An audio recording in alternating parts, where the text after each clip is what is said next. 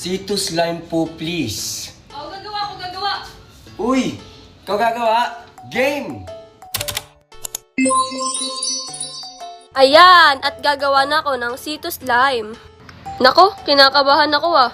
First time ko pa naman gumawa ng C2 slime. Huwag kang kabahan. Nandito naman ako eh. Tuturuan kita. Yun, salamat Kuya Enzo. Aba! Mukhang hindi si Enzo yung gumagawa ng slime. Lolo? Andito po pala kayo, Lolo. Abay, oo. Nakita ko kasi na gumagawa kayo ng C2 slime. Opo, Lolo. First time ko po nga eh. Aba! Marunong ka bang gumawa ng slime? Kakapanood ko po kay Kuya Enzo, natuto na po ako gumawa ng slime. Opo, Lolo. Naglagay na po siya dito ng glue, ng C2 at activator. Aba! Nabubuo na! Opo, Lolo. Nabubuo-buo na. Ganito po pala gumawa ng slime. Oo!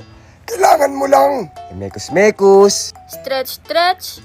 At papagulong-gulungin mamaya. Pero ngayon, hahalo-haluin mo muna yan. Kailangan maghalo ang C2, glue, at activator.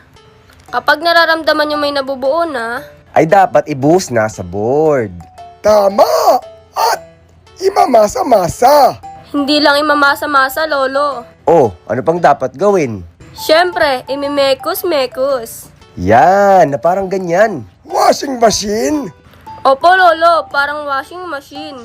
Bakit nga ba ginagawa yan? Troy din. Habang pinapaikot-ikot natin ang slime, Kuya Enzo, unti-unti na-activate na ang activator. At dahil dito, ay mabubuo na yung slime.